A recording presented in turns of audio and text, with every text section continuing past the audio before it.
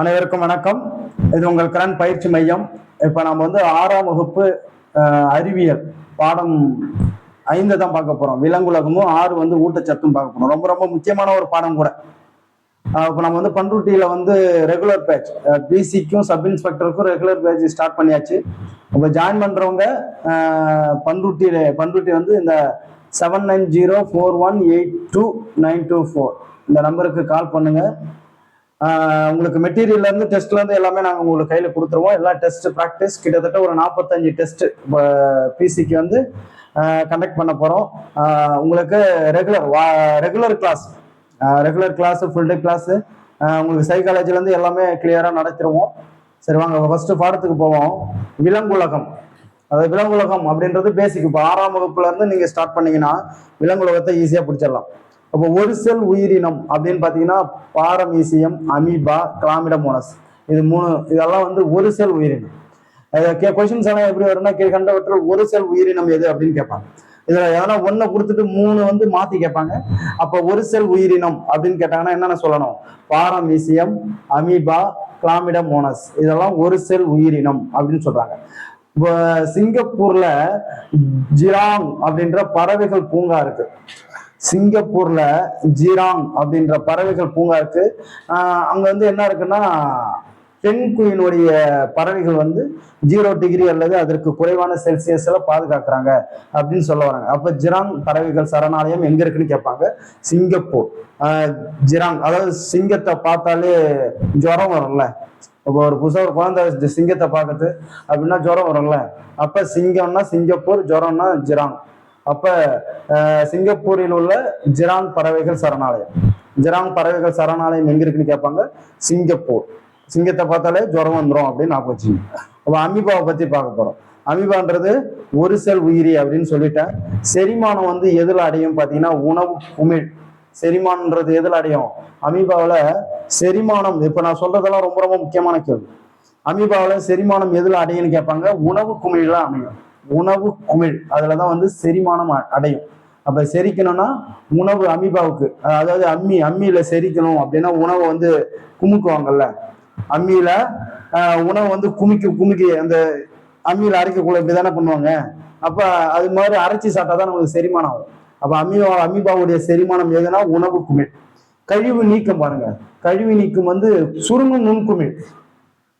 நல்லா நான் வச்சு கழிவு நீக்கம் வந்து சுருங்கும் நுண்குமிழ். அமீபாவுக்கு கழிவு நீக்கம் எதுல பண்ணுவாங்கன்னா சுருங்கும் நுண்குமிழ்ல தான் அமீபாவுக்கு பண்ணுவாங்க. அப்ப அமீபாவுடைய கழிவு நீக்கம் சுருக்கமா இருக்கும் ஞாபகம் வச்சுங்க. அமீபாவுடைய கழிவு நீக்கம் சுருக்கமா இருக்கும் அப்படின்னு ஞாபகம் வச்சுங்க. அப்ப அமீபாவுடைய கழிவு நீக்கம் வந்து சுருங்கும் நுண்குமிழ். அமீபா சுவாசித்தல் எதுல பண்ணுவாங்கன்னா எளிய பரவல் முறை. அமீபா வந்து சுவாசிக்கிறத அமீபா எளிமையா சுவாசிக்கும் அப்படின்னு ஞாபகம் வச்சுங்க. அமீபா வந்து எளிமையா சுவாசிக்கும் அப்படின்னு ஞாபகம் வச்சுங்க. அமீபா எப்படி சுவாசிக்கும்? எளிமையா சுவாசிக்கும் அப்படின்னு ஞாபகம் வச்சுங்க. அப்ப சுவாசித்தல் வந்து எளிய பரவல் முறையில சுவாசிக்கும். அடுத்தது பாருங்க. விரல் போன்ற நீட்சிகளான போலிக்கால்களை பெற்றுள்ளன. அப்ப போலிக்கால்களை பெற்றுள்ளது எதுன்னு கேட்பாங்க. அமீபா. போலிக்கால்களை பெற்றுள்ளது எதுன்னு கேட்பாங்க. அமீபா. அப்ப விரல் போன்ற நீட்சிகளான போலிக்கால்களை பெற்றுள்ளன அப்படின்னு கேட்கறாங்க. அப்ப ஏன்னா இடப்பெயர்ச்சி செய்ய என்ன வேணும்? போலிக்கால்கள் தான் வேணும். அப்ப அமீபா வந்து இடப்பெயர்ச்சி செய்யறது போலியா தான் இடப்பெயர்ச்சி செய்யணும் நான் வச்சுங்க. அமீபா ஒரு இடத்துல இருந்து இன்னொரு இடத்துக்கு நகரணும்னா போலியா தான் நகரும் அப்படின்னு ஞாபகம் வச்சுங்க. அமீபா வந்து ஒரு இடத்துல இருந்து இன்னும் அதான் இடப்பெயர்ச்சி. அமீபா இடப்பெயர்ச்சி செய்யறது வந்து போலியா தான் நடக்கும் அப்படின்னு ஞாபகம் வச்சுங்க. அடுத்தது பாரமீசியம். பாரமீசியம்ன்றது ஒரு செல் உயிரினம் சொல்லிட்டேன். அப்ப இடப்பெயர்ச்சி வந்து குறு இழைகள். நல்லா ஞாபகம் வச்சுங்க. இதுல பாருங்க அமீபாவில இடப்பெயர்ச்சி வந்து போலிக்கால்கள்னு சொன்னல. அப்ப பாரமீசியத்துல வந்து இடப்பெயர்ச்சி வந்து குறு இழைகள். அப்ப இதை எப்படி ஞாபகம் வச்சுக்கலாம்னா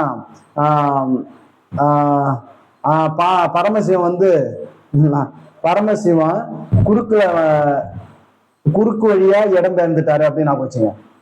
பரமசிவன் குறுக்கு வழியில இடம் பெயர்ந்துட்டார் அப்படின்னு ஞாபகம் வச்சுங்க. பரமசிவன் குறுக்கு வழியில இடம் பெயர்ந்துட்டார் அப்படின்னு ஞாபகம் வச்சுங்க. பரமசிவன் குறுக்கு வழியில இடம் பெயர்ந்துட்டார் அப்படின்னு ஞாபகம் வச்சுங்க. இப்ப பரமசிவன்னா பாரமேசியம், குறுக்கு வழினா குறு இழைகள், இடம் பெயர்ந்துட்டார் அப்படின்னா இடப்பெயர்ச்சி. அப்ப அடுத்தது பாருங்க. யூக்ளினா வந்து கசை இழை அப்படின்னு சொல்றாங்க. யூக்ளினா வந்து கசை இழை. யூக்ளினா இடப்பெயர்ச்சி செய்வது எதுனா கசை இழை அப்படின்னு சொல்றாங்க. இது எப்படி சொல்லலாம்னா இடத்த கிளீன் பண்ண கசக்கிட்டான் அப்படின்னு ஞாபகம் வச்சுங்க. இடம்னா இடப்பெயர்ச்சி, கிளீன்னா யூ கிளீனா அப்படின்னு இருக்குல்ல, யூ கிளீனா. கசக்கிட்டான்னா கசையிடை. இடத்த கிளீன் பண்ண கசக்கிட்டான் அப்படின்னு ஞாபகம் வச்சுங்க. இடத்த கிளீன் பண்ண கசக்கிட்டான் அப்படின்னு ஞாபகம் வச்சுங்க. அப்ப யூ கிளீனா இடப்பெயர்ச்சி செய்வது எதுனா கசையிடையால தான் இடப்பெயர்ச்சி செய்யும். புரியுதுங்களா? அப்ப நாம என்ன அது ஒரு 3 பார்த்துருக்கோம். அப்ப யூக்ளினா, கிளாமிடமோனஸ், அமீபா, பாரமிசியம் இதெல்லாம் வந்து ஒரு செல் உயிரி அப்படின்னு சொல்றாங்க. அப்ப ஒரு செல் உயிரி என்றது அமீபா வந்து இடப்பெயர்ச்சி செய்யறது எது அப்படின்னு பாத்தீங்கன்னா போலிக்கால்கள். பாரமிசியம் இடப்பெயர்ச்சி செய்யறது எது அப்படின்னா குறுஇழை, அதாவது பரமசிவன் குறுக்குல வந்துட்டாருன்னு ஞாபகம் வச்சுங்க.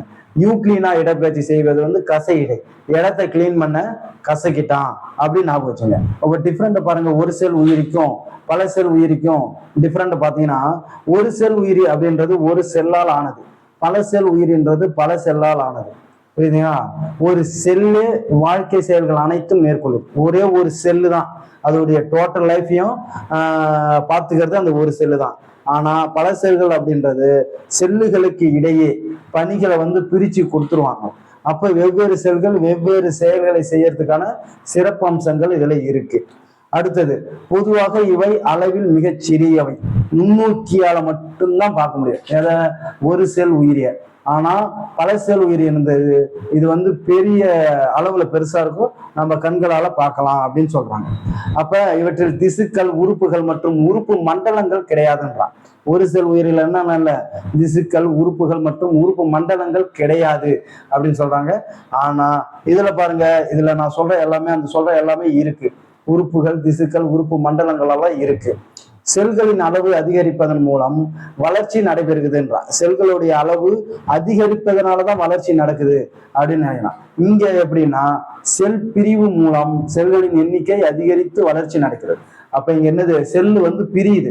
இதை நம்ம அடுத்தடுத்த கிளாஸ்ல பார்ப்போம். 10th சயின்ஸ் படிக்கலாம் செல்லை பத்தி நல்லா டீட்டெயிலாவே பார்த்துருவோம். அப்ப செல்லு பிரிக்கிறதுனால செல்களுடைய எண்ணிக்கை அதிகரித்து வளர்ச்சி நடக்குது அப்படின்னு சொல்றாங்க. அப்ப ஒரு செல் உயிருக்கு என்னென்ன எடுத்துக்காட்டுனா அமீபா, பாரமிசியம், யூக்ளினா, கிளாமிடமோனஸ் இதெல்லாம் சொல்லலாம். ஆனா இந்த பல செல் உயிரை பாருங்க, மண்புழு, மீன், தவளை, பல்லி, மனிதன் இவங்கெல்லாம் என்னது பல செல் உயிருக்கு எடுத்துக்காட்டு. புரியுதுங்களா? ரொம்ப டிஃப்ரெண்ட், நல்லா கிளியரா புரியுதா? கிளியரா புரிஞ்சாதான் அடுத்தடுத்த இது உங்களுக்கு தெரியும். அப்ப ஒரே சமயத்தில் 2 கண்கள் மூலம் இரு வெவ்வேறு பொருட்களை பறவைகளால் காண முடியும். அப்ப இருவிழி பார்வை அதுக்கு இருக்கு அப்படின்றான். ஒரே சமயத்தினால இப்ப நம்ம 2 இதை பாக்குறோம்னு வச்சுங்க, நம்ம 2 கண்ணிலும் ஒரே விஷயத்தான் பார்க்க முடியும். ஆனா பறவைகள் என்ன பண்ணும்னா ஒரே சமயத்துல இந்த 2 கண்களாலையும் இரு வெவ்வேறு பொருட்களை பறவைகளால் காண முடியும். அப்ப இருவிழி பார்வை எதற்கு உண்டுன்னு கேட்பான். அப்ப இதுக்கு ஆன்சர் என்னது, பறவை. இருவிழி பார்வை எதற்கு உண்டுன்னு கேட்பாங்க, பறவைன்னு கேட்கும். பருவ மாறுபாட்டின் காரணமாக விலங்குகள் ஓரிடத்தில் இருந்து வேறொரு இடத்திற்கு செல்வதுதான் வலசை போதல் அப்படின்னு சொல்லுவாங்க. அப்ப வலசை போதல் அப்படின்னா என்னன்னு கேட்பாங்க. பருவகால மாறுபாட்டின் காரணமா விலங்குகள், பறவைகள் எல்லாமே என்னது ஒரு இடத்துல இருந்து வேறொரு இடத்துக்கு போனா அது வலசை போதல். புரியுதுங்களா? அப்ப தமிழ்நாட்டில் உள்ள பறவைகள் சரணாலயம் எது எதுன்னு பாத்தீங்கன்னா வேடந்தாங்கல், கோடியக்கரை, கூடன்குளம். புரியுதுங்களா? வேடந்தாங்கல், கோடியக்கரை, கூடங்குளம் இதெல்லாம் வந்து பறவைகள் சரணாலயம். சிங்கப்பூர்ல என்ன பறவைகள் சரணாலயம் இருக்கு, ஜிராங் பறவைகள் சரணாலயம் இருக்கு. அது மாதிரி தமிழ்நாட்டுல இருக்கிற பறவைகள் சரணாலயம் பாத்தீங்கன்னா வேடந்தாங்கல், கோடியக்கரை, கூடங்குளம் எல்லாம் இருக்கு. அடுத்தது, எந்த நாட்டு பறவைகள் வேடந்தாங்கலுக்கு வருகின்றன அப்படின்னு பாத்தீங்கன்னா சைபீரியா, ரஷ்யாவும் வருது. சைபீரியாவும் ரஷ்யாவுடைய பறவைகள் தான் வேடந்தாங்கலுக்கு வருது. வேடந்தாங்கல், சைபீரியா, ரஷ்யா. சைபீரியா ஃப்ரீயா, அதாவது ரஷ்யாவில் இருக்கிற பறவை எல்லாம் ஃப்ரீயா வந்து வேடந்தாங்கலுக்கு வருதுன்னு ஞாபகம் வச்சுங்க. ரஷ்யாவில் இருக்கிற பறவை எல்லாம் ஃப்ரீயா வேடந்தாங்கலுக்கு வருது அப்படின்னு ஞாபகம் வச்சுங்க. அப்படின்னா ரஷ்யா, சைபீரியா, ஃப்ரீயானா சைபீரியான்னு அர்த்தம். ரஷ்யா, சைபீரியா எல்லாம் வேடந்தாங்கலுக்கு வருது. பாலைவன கப்பல் என்று அழைக்கப்படுவது ரொம்ப முக்கியமான கொஸ்டின்.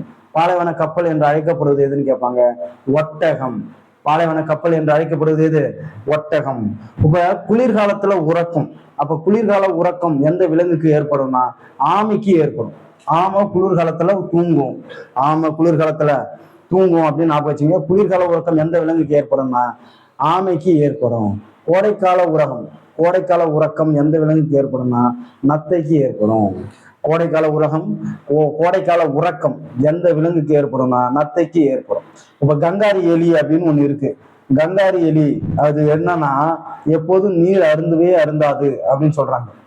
அது இன்னும் விதைகளிலிருந்து நீரை பெறுகிறது. அது சாப்பிட்ற அந்த விதைகளிலிருந்து நீரை பெறுகிறதுனால அது நீர் அருந்தவே அருந்தாது. அப்ப நீர் அருந்தாத விலங்கு எதுன்னு கேட்பாங்க, கங்காரு எலி அப்படின்னு சொல்லணும். ரொம்ப முக்கியமான கொஸ்டின். நீர் அருந்தாத விலங்கு எதுன்னு கேட்பாங்க, கங்காரு எலி. நமது மாநில விலங்கு எதுன்னு பாத்தீங்கன்னா நீலகிரி வரையாடு.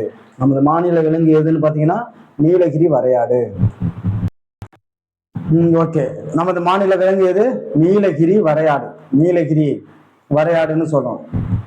அதற்கு நீலகிரி வரையாடு மலைகளின் மீது உள்ள பாறைகளின் இடுக்குகளில் மிக எளிதாக நுழைந்து உடல் சமநிலையுடன் ஏறி தாவர வகைகளை உண்ணும் திறன் பெற்றுள்ளது அப்படிங்கிறோம். அப்ப மலைகளின் மீது உள்ள பாறைகளின் இடுக்குகளில் மிக எளிதாக நுழைந்து உடல் சமநிலையுடன் ஏறி தாவர வகைகளை உண்ணும் திறன் பெற்றுள்ள விலங்கு எது அப்படின்னு கேட்பாங்க, நீலகிரி வரையாடு அப்படின்னு சொல்லுவோம். இதுதான் ஃபிஃப்த் பாடத்துல இருக்கிற விஷயமே. இதான் ரொம்ப முக்கியமான விஷயம். நம்ம இது எல்லாமே இது மாதிரி தான் மெட்டீரியல் கொடுப்போம். உங்களுக்கு கையிலே மெட்டீரியல் கொடுத்துருவோம். ஜாயின் பண்ணி விருப்பம் இருக்கிறவங்க நல்லா ஜாயின் பண்ணி சீக்கிரம் செலக்ட் ஆகும். ஏன்னா ஒன்று 70 நாள் தான் இருக்கு. இந்த 70 நாள்ல நம்ம என்ன பண்ணோம், நல்லா கிளியரா படிச்சு சக்சஸ் ஆகணும். Very all the best. Thank you.